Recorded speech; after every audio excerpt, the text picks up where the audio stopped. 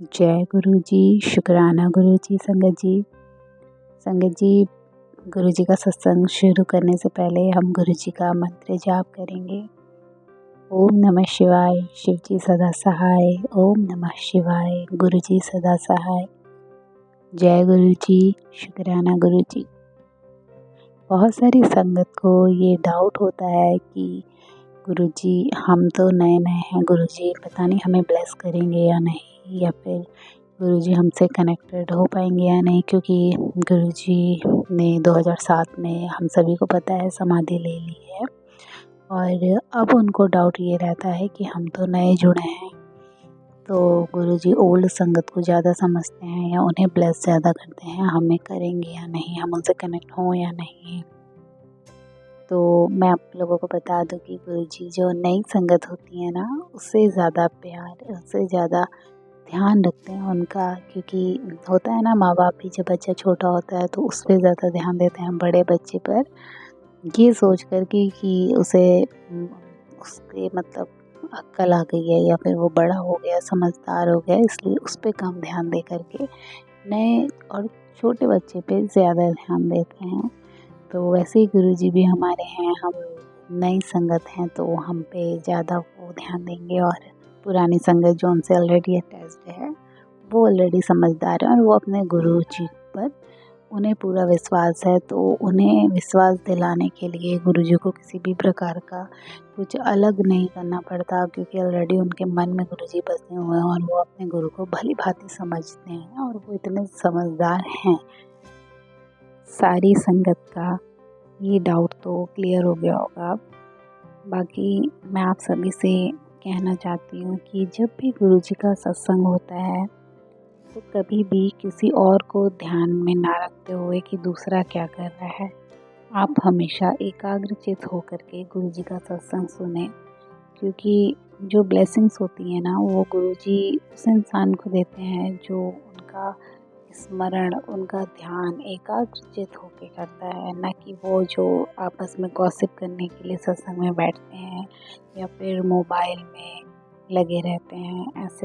ऐसे जो भी संगत होती है तो कृपया करके ऐसा ना करा करें। गुरुजी के सत्संग में पूरा ध्यान लगा के सिर्फ गुरुजी पर ही ध्यान दें।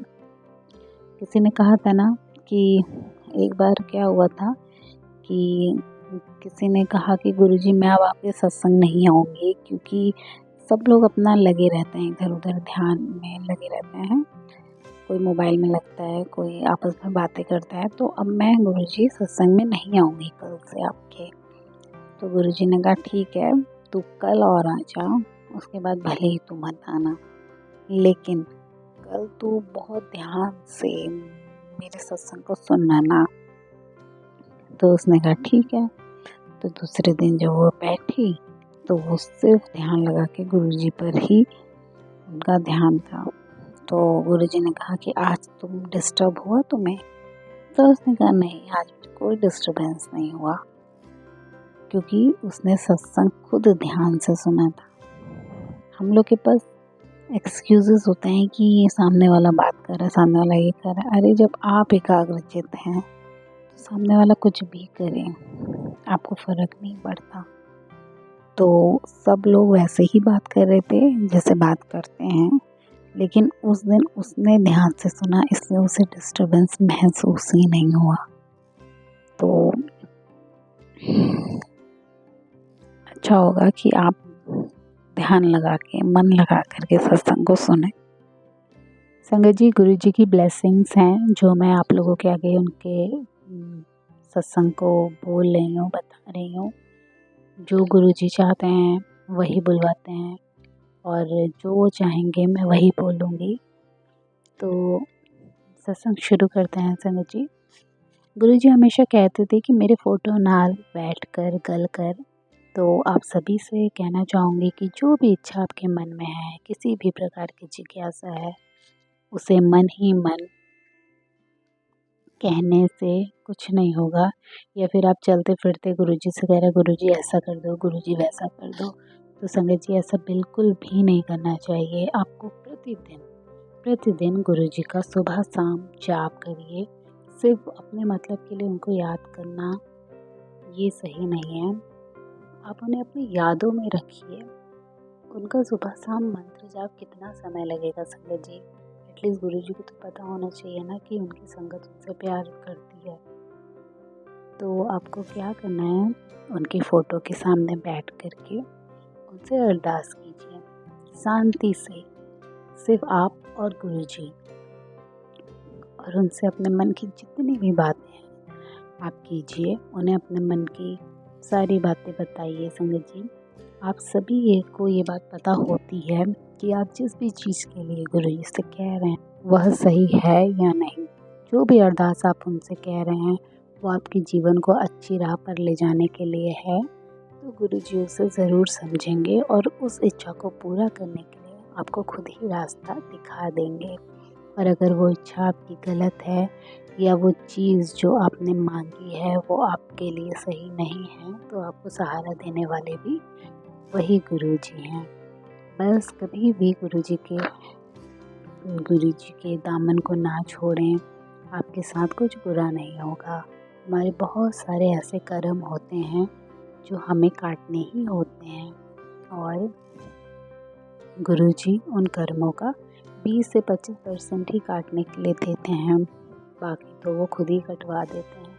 और जब हमारे कर्म कट जाते हैं फिर हमारी लाइफ में खुशियाँ ही खुशियाँ होती हैं, और हर पल गुरुजी का साथ होता है।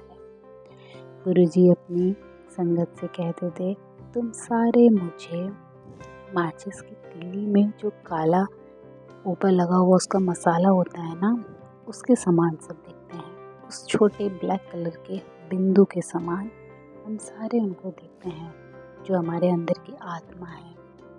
वो मैल से या फिर गंदे कर्मों से भरी हुई है, और वही उनको छोटे काले बिंदु के समान प्रतीत होती थी। सारी संगत जो भी उनके सामने बैठती थी। जब गुरुजी हमारी आत्मा को प्योरीफाई करते हैं, उसमें से जितने भी पाप होते हैं उनको नष्ट करते हैं, और जब उसमें हमारी आत्मा प्योरीफाई हो जाती है, हमारे बुरे कर्म कट जाते हैं, तो हम गुरुजी के बहुत ही करीब पहुंच जाते हैं। कुछ संगत चाहती है कर्मों को जल्दी कटवाना, तो उनके लिए यह उपाय है कि गुरुजी का मंत्र जाप आपसे जितना हो सके करिए और उनको शुक्राना करिए।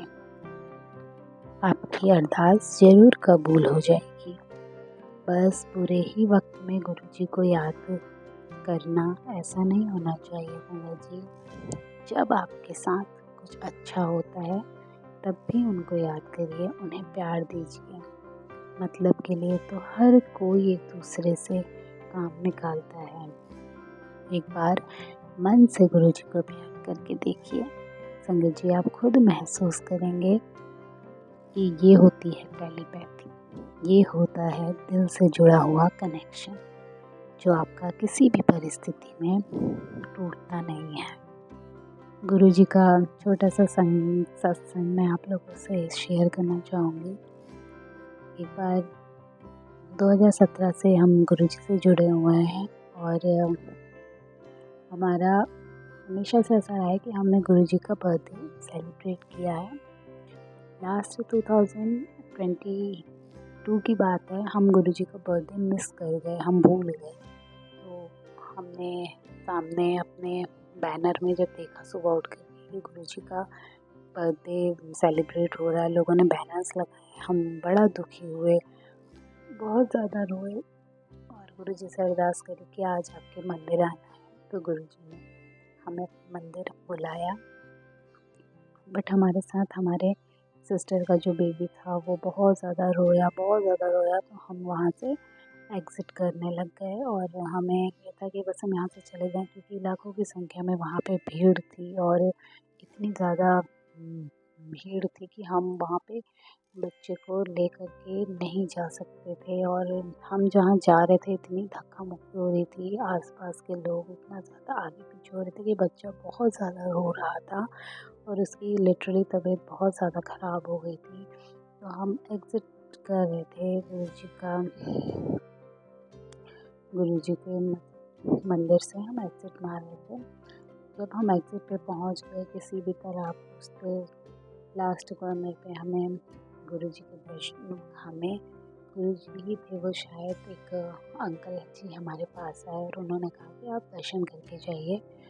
तो हम लोगों ने मना किया कि हमारे साथ हमारा बेबी है और बहुत परेशान है, तो हम दर्शन नहीं कर पाएंगे, इसके लिए हम क्षमा याचना कर चुके हैं। तो भी उन्होंने बहुत रिक्वेस्ट करी कि आप सीधा चले जाइए अंदर।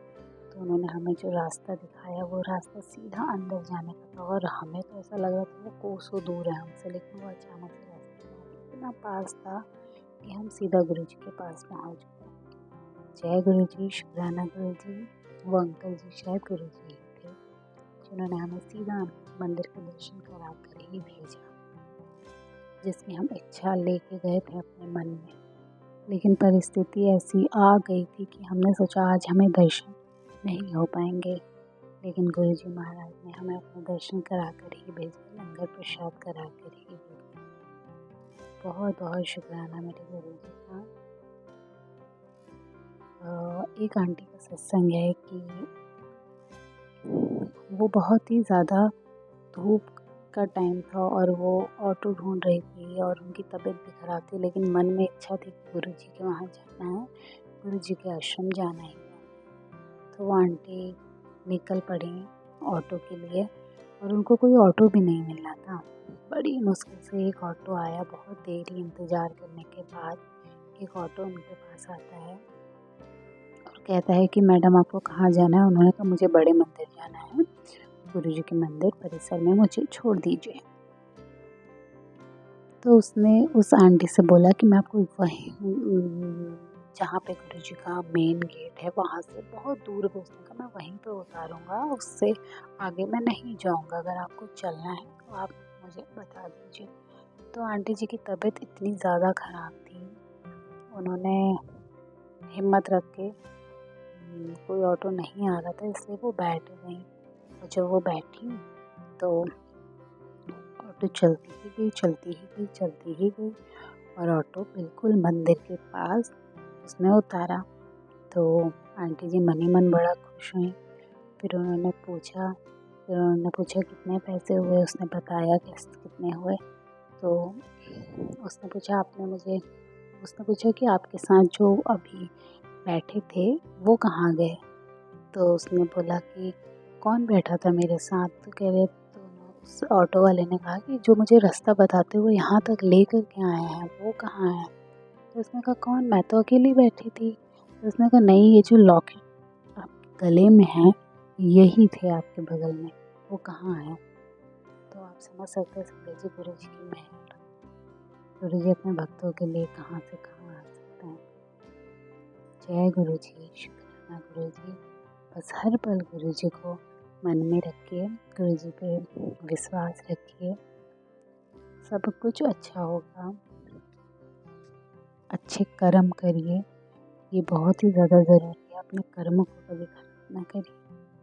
जय गुरुजी, शुक्राना गुरुजी, हर पल शुक्राना गुरुजी।